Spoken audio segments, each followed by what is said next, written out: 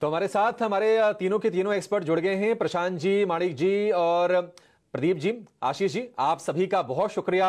स्वागत है आपका 18 स्वदेश पर इस खास शो में। और ये ऐसा टॉपिक है कि सभी के दिलों के करीब है, क्योंकि ये देश ऐसा है जहां पर घर सबसे बुनियादी जरूरत है। और बात जब इसकी होती है कि क्या घर सस्ते होंगे, तो सबके मन में थोड़ा कौतूहल पैदा होता है।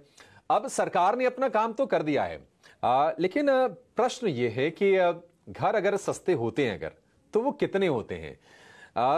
प्रदीप जी, आप तो एक मतलब दोनों ही साइड पर आप पकड़ रखते हैं कि रियल एस्टेट के डायनेमिक्स को भी आप समझते हैं, और बाकी एज ए कंसल्टेंट भी आप हमारी मदद करते रहते हैं।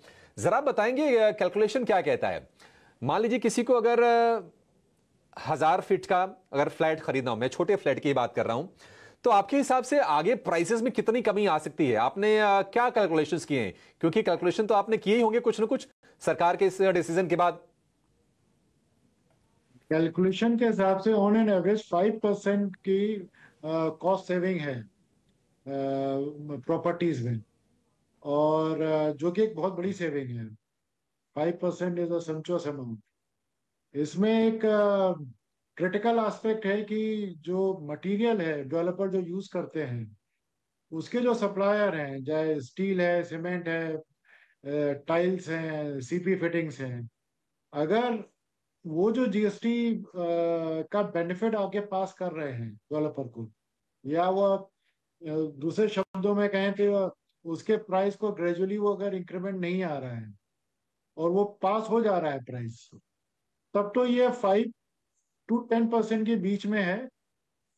जहाँ पे फिनिशिंग एलिमेंट ज्यादा है, इंटीरियर का काम ज्यादा है, वहाँ 10% तक का सेविंग है। और कोर हाउस की अगर बात करें तो 5% की सेविंग है, जो ये बड़े इजिली पास हो सकती है कंज्यूमर्स को। एक चीज आपसे प्रदीप जी समझना चाहेंगे। देखिए, हमेशा ये डिबेट चलती रहती है और लोगों की उम्मीदें बड़ी ज्यादा होती हैं रियल एस्टेट से। अक्सर कहा जाता है कि नहीं नहीं, आप पैसे डालने हो तो आप किसी फ्लैट में डाल दीजिए, किसी जमीन में डाल दीजिए, पैसे काफी तेजी से अप्रिशिएट हो जाएंगे। ये जनरल कॉमन फेनोमेना रही है। आप जरा ये बताइए कि अभी का माहौल कैसा है? अगर कोई अपने लिए सोच रहा है तब तो चलिए कोई बात नहीं है। एक्चुअल होम बायर तो हमेशा ही एक्टिव रहते हैं और उनकी प्रेफरेंसेस अलग होती हैं। जिनको निवेश करना है, आपको लगता है कि ये माहौल ठीक है? और कितनी अप्रिशिएशन आप देख रहे हैं? क्योंकि पिछले हमने 2022 से 24 और अर्ली 25 तक देखा कि प्राइसेस काफी तेजी से भाग रहे थे। आगे की सिनेरियोज आप कैसे देख रहे हैं सर? देखिए, रियल एस्टेट बहुत स्टेबल एक सोर्स है इन्वेस्टमेंट का। Gold, Sensex and real estate में, और सेफ है। रेरा आने के बाद और भी सेफ हो गया है। लेकिन आज की डेट में जब से रीट और एसएम रीट आए हैं रियल एस्टेट में, तो रियल एस्टेट में फ्रैक्शनल इन्वेस्टमेंट के बाद भी अच्छा निवेश किया जा सकता है और आपको फिक्स रिटर्न मिल सकता है। पहले क्या था कि आपने प्रॉपर्टी ले ली, जब रीसेल किया तो आपको उसमें पैसा मिलेगा, प्रॉफिट मिलेगा। तो जो क्लाइंटेल अभी भी टोटल इन्वेस्टमेंट करके रजिस्ट्री करके भूल जाना चाहता है, बाद में बेचेगा, वो जनरली प्लॉट में इन्वेस्ट कर रहा है। और कुछ लोग फिक्स उसके ऊपर कमर्शियल प्रॉपर्टी में इन्वेस्ट कर रहा है। लेकिन अगर आपको लार्ज इन्वेस्टमेंट नहीं करना है और 10,000 से लेके 10 लाख तक के फ्रैक्शन का इन्वेस्टमेंट करना है, तो जो रीट का रियल एस्टेट में आया है, वो एक बहुत बड़ा एक टूल आया है जिसको रियल एस्टेट में सेफ जोन में इन्वेस्ट करनी है। पास्ट फ्यू वीक्स में गवर्नमेंट ने जो ये म्यूचुअल फंड्स हैं और एलआईसी को भी अलाउ किया है कि रीट के थ्रू रियल एस्टेट में इन्वेस्ट कर सकते हैं। अगर हम कॉर्पस देखें, जो म्यूचुअल फंड का को अलाउ किया गया है एंड एलआईसी को किया गया है, प्लस जो अदर फंड रीट के थ्रू रियल एस्टेट में इन्वेस्टमेंट में फ्रैक्शनल इन्वेस्टमेंट में आ रहे हैं, वो करीबन 10 लाख करोड़ के हैं। वो फिगर इतनी बड़ी है कि जितने अभी स्टॉक अवेलेबल है नहीं, अभी तो शुरुआत है।